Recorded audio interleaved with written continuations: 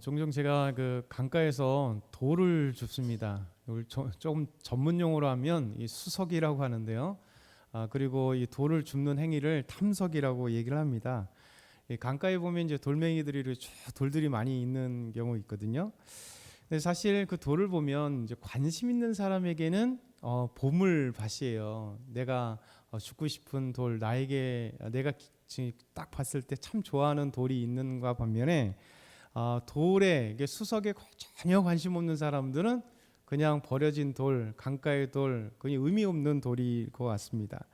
근데 사실 이렇게 돌을 줍는 것도 보면 이게 수석인들, 이게 돌을 줍는 사람들이 다 달라요. 어떤 사람은 이런 돌을 원하는 사람이 있고 저런 돌을 원하는 사람들이 있고, 그래서 수석을 탐색하는 사람들 보면 각자 다른 돌들을 갖고 있는 거죠. 그리고 그 많은 수만 개, 수십만 개의 돌 중에 사실 수석인의 마음에 떡 드는 것도 많지는 않습니다. 그런 걸 생각하면서 이런 생각을 해봤어요. 야, 참, 이 돌은 많은데 이 수석을 돌을 탐색하는 사람, 이 돌을 줍고자 하는 사람의 마음에 드는 게 참 적구나, 이런 생각을 항상 중간중간에 해보여요. 어찌 보면 이제 구원을 이런 그 수석에 한번 비유해 볼 수가 있겠는데, 분명히 세상 가운데 수많은 사람들이 있습니다. 강가의 돌멩이처럼 수많은 사람들이 있는데요. 하나님께서 우리를 택하시는 거잖아요. 그렇죠? 수석인이 어떤 수석을 딱 자기가 마음에 드는 거를 택하는 것처럼 하나님께서는 우리 이 세상에 수많은 사람들이 있는데 저와 여러분을 사실 택하신 거예요. 하나님이 우리를 탁 손으로 잡으신 거죠. 그런데 잘 생각해 보면 이 기준이 뭘까라는 생각이 들어요. 기준이 뭘까? 하나님의 기준이 뭘까? 돈이 많은 것, 그거의 기준일까? 뭐 학력이 높은 것, 그것이 기준일까? 권력이 많은 사람, 그것이 기준일까? 아니면 뭐 가정이 뭐 배경이 좋은 사람, 그것이 기준일까? 사실 구원받는 기준은 우리는 모릅니다. 그렇죠? 왜냐하면 이런 기본적인 기준은 아니기 때문에. 그렇죠? 돈이 많은 사람을 기준으로 한다면 도대체 하나님께서 돈에 맞는 기준이 어딜까? 그렇죠? 이런 생각을 해요. 우리나라 뭐 삼성이나 LG나 뭐 큰 대기업의 그 회장들처럼 그 정도 돈이 있어야 되는가? 아니면 이 정도도 안 되고 세계 10대 부자들만 기준이 될까? 뭐 이런 생각을 하잖아요. 어찌됐든 간에 하나님의 기준은 하나님이 택하시고 하나님이 구원하기로 작정하는 그 사람들은, 그 기준은 우리는 아무도 모릅니다. 오직 하나님의 마음만 알아요. 그래서 우리 하나님께서 우리를 구원하시는 것은 그 어떤 기준도 아닙니다. 그렇죠? 하나님의 마음에 달려 있어요. 그래서 때로는 우리가 구원이라고 하는 건 신비라고 합니다. 도대체 하나님께서 나를 구원하신 그 이유가 뭘까? 참 우리도 모르고 오직 하나님만 아십니다. 그런데 하나님께서 이 기준으로 본다면, 세상의 기준으로 본다면 나는 한없이 없는 것 같은, 있는 건 없는 그런 뭐 기준에 합당한 건 아무것도 없는 것 같은데 하나님이 나를 부르셔서 구원하신, 이게 바로 그래서 은혜라고 그러죠. 하나님께서 우리에게 선물로 주신, 연약하고 부족하고 아무것도 없는 것 같은데 하나님 나를 너무 귀하게 생각하셔서 나를 택하시고 나를 구원하시고 나와 함께 하시는 그 놀라운 은혜가 바로 구원이라 이렇게 생각합니다. 이 구원받은 사람들에게 있어서 특별한 은혜가 있어요. 바로 이 십자가의 도, 예수님의 십자가의 죽으심과 부활이라는 이 복음의 능력이 우리에게 있어서 강력한 힘이 될 수 있도록 허락하신다는 거죠. 오늘 말씀 특별히 고린도전서 1장 17절에서 18절 보면 이 십자가의 도만이 능력인 것을 우리에게 말씀하세요. 우리 17절과 18절 다시 한번 읽어볼까요? 17절과 18절 시작. 그리스도께서 나를 보내심은 세례를 베풀게 하려 하심이 아니요 오직 복음을 전하게 하려 하심이로되, 말의 지혜로 하지 아니함은 그리스도의 십자가가 헛되지 않게 하려 함이라. 십자가의 도가 멸망하는 자들에게는 미련한 것이요 구원을 받는 우리에게는 하나님의 능력이라. 아멘. 사도 바울은 세례를 주는데 자기의 사명이 있는 건 아닙니다. 사도 바울은 오직 복음만을 전하는 것, 그렇죠? 복음을 전하는 게 사도 바울의 사명이에요. 사도 바울은 얘기할 때 복음을 전하는데 사람의 지혜로, 말의 지혜로 하지 않는다. 우리가 이제 전도를 하게 되면 가끔가다 이게 좀 어떻게 전해야 되지, 뭐 이런 거 있잖아요. 어디 때로는 어떻게 이 사람들에겐 또 어떻게 되나지?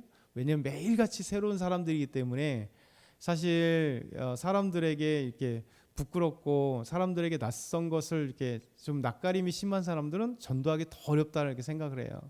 왜냐하면 이 사람들을 내가 설득해야 된다 생각하기 때문에요. 복음을 전해서 예수 믿게 해야 된다는 나의 중압감이 있다는 거죠.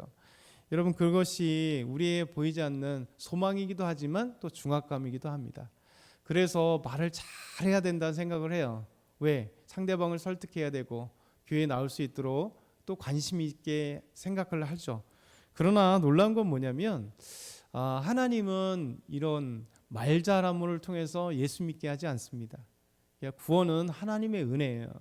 그래서 이 복음을 증거하는 데 있어서요, 그 말에 우리가 이제 준비는 해야겠지만 거기에 너무 신경 쓸 필요가 전혀 없다는 거죠. 그냥 전도지를 하나 주더라도 아니면 그냥 자기의 삶을 도란도란 얘기를 하더라도 그냥 하나님 인사만 하더라도 하나님이 우리를 통하여 구원하시기를, 그걸 놀라운 건데, 사도 바울도 이거예요. 말의 지혜로 있지 않는다. 사람 많이 사도 바울도 정말 공부는 엄청나게 했는데, 그렇죠? 엄청나게 했는데 교인들이 하는 얘기가 뭐냐면 사도 바울은 글에는 참 진짜 글은 잘 쓰는데 말은 너무나 조라다 이렇게 평가했었거든요. 말을 잘 못한다는 거예요. 이게 사도 바울의 약점이잖아요. 엄청나게 공부를 했고 엄청나게 지식이 많고 엄청난 학위가 있고 그리고 엄청난 부자기도 하고, 그렇죠? 가진 거는 다 가졌는데 저 말을 되게 잘할 것 같은데 또 말은 조금 못하고, 그래서 글은 너무나 잘 쓰는데 말을 잘 못하는 그런 부분입니다. 그런데 사도 바울의 자랑이요 힘이 뭐냐면 복음에 있어서는 이 말의 잘함이나 이 말의 지혜가 있는 게 아니라는 거죠. 사도 바울은 뭐라고 얘기했냐면 내가 만약에 말을 잘한다면 그리스도의 십자가가 헛되는 것이다. 그렇죠? 왜냐하면 로마 사회에서 예수님께서 십자가에 죽으셨다고 하는 이것이 말로 어떻게 표현할 방법이 없어요. 그렇죠? 어떻게 사형수가 우리의 구주가 될 수 있느냐. 그렇죠? 로마인들에게 그렇게 생각할 거잖아요. 아무리 설명한다 할지라도 그들이 그렇게 쉽게 예수님을 받아들일 수 없는 거죠. 그리고 그들은 태어나면서부터 그리스 로마의 신들, 그 신상들이 가득한 신전들이 곳곳에서 있는 곳에서 태어나서 어렸을 때부터 부모님 따라서 그곳에 가서 우상 숭배를 했는데요. 우리나라로 얘기하면 그냥 우리나라 태어나서 자연스럽게 유교에 물들어서 유교적인 삶을 살고 또 이 가끔가다 불교, 우리나라는 또 1년에 한 번씩 뭐 교회 절에 가거나 몇 년에 한 번씩 가도 다 불견이라 그러잖아요. 어쩌다가 한번 이게 절에 데리고 가고 뭐 자연스럽게 그렇게 살았던 사람들이잖아요. 근데 복음이 우리나라에 들어왔다 생각해 보세요. 근데 복음이 전해질 수 없는 유교 사회, 복음이 전해질 수 없는 이 불교 국가 같은 이 불교가 만연한 곳, 또 우리 샤머니즘이 얼마나 많아요. 무당, 뭐 어떤 점, 뭐 이런 것들이 우리나라 가득했던 우리나라에 놀랍게도 복음이 들어왔는데 그 복음이 서양 선교사들이 말을 잘한 것도 아니잖아요. 그냥 그 서툰 말로 예수님을 전했는데 놀랍게도 우리나라 이 완전히 우상 숭배 단지 같은 이 나라에 우리 선조들이 예수 그리스도를 믿었어요.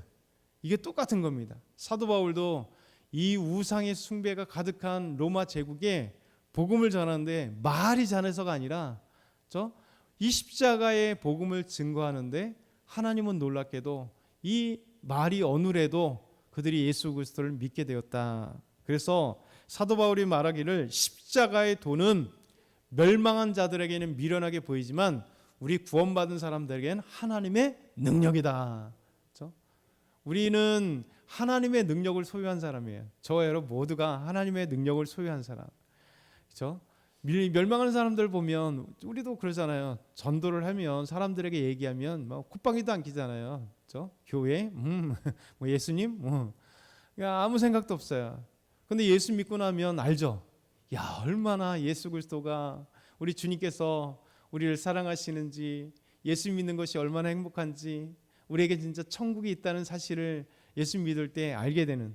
그래서 사도 바울은 이게 바로 하나님의 능력이, 그리스도의 도가 우리 구원받은 사람들에게는 하나님의 능력이 됨을 알아요.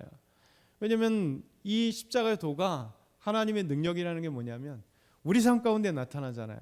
힘들고 외로울 때 우리 주님 위로해 주시죠. 우리가 때로는 정말 여러 가지 기도 제목들이 있는데 놀랍게도 기도의 제목에 응답해 주시죠. 우리에게 때로는 힘도 주시죠. 또 하나님이 다가오셔서 정말 하나님과 함께하는 말할 수 없는 그 기쁨들을 허락하시죠. 예수 믿고 우리가 이게 누리는 수 있는 것이 너무 많기 때문에 구원받은 사람만이 십자가의 도가 하나님의 능력이라는 사실을 경험하고 체험하게 되는 거예요. 그래서 사도 바울은 말하기를 복음을 믿는 것 자체가 하나님의 은혜다. 21절 보면 하나님의 지혜에 있어서는 이 세상이 자기 지혜로 하나님을 알지 못하므로 하나님께서 전도에 미련한 것으로 믿는 자들을 구원하시기를 기뻐하셨도다. 여러분, 세상에 아무리 지혜로, 세상에 아무리 좋은 학문으로 막 갖다 얘기를 해도요, 예수 믿지는 못합니다. 이게 그냥 하나님의 은혜예요. 그러니까 사람들은 스스로 하나님을 알지 못하니까, 자기들의 지혜와 자기들의 모든 것으로 하나님을 알지 못하니까 이 전도에 미련한 것, 전도라는 게 얼마나 우스워요. 그렇죠? 우리의 연약한 몇 마디 갖고 예수 믿는다? 우리는 상상할 수 없잖아요. 그런데도 불구하고 하나님은 이 전도라는 다양한 방법을 통해서 하나님 구원받기를 기뻐하신다, 이렇게 말씀하고 있습니다. 그래서 이 부르심 받는 사람들에게는 우리 십자가의 도와 이 십자가의 도의 주체이신 그리스도가 하나님의 능력이고 우리의 또 능력이고 하나님의 지혜라 말씀합니다. 24절 마지막으로 한번 읽어볼까요? 24절 시작. 오직 부르심을 받은 자들에게는 유대인이나 헬라인이나 그리스도는 하나님의 능력이요 하나님의 지혜니라. 아멘. 이 사도 바울이 강력하게 오늘 말씀을 전하고 있어요. 또 우리에게도 이 복음을 받은 우리도, 구원받은 우리도 이것을 다 알고 있어요. 십자가의 도만이 하나님의 능력이고, 그렇죠? 우리 주님께서 우리에게 있어서 그리스도가 하나님의 능력이요 하나님의 지혜라는 사실, 오늘도 저와 여러분이 이걸 강력히 믿음으로 나가서 우리 삶에 어떠한 문제가 있고 주변에 믿지 않는 사람들이 우리를 조롱한다 할지라도 미련한 사람들은 하나님을 알지 못하기 때문에, 그렇죠? 이런 반응이 있을 수밖에 없어요. 그러나 하나님을 믿는 저와 여러분은 오늘도 십자가의 도가 하나님의 능력이고 그리스도가 하나님의 능력이라는 사실을 믿고 담대하게 믿음으로 승리하길 소망합니다.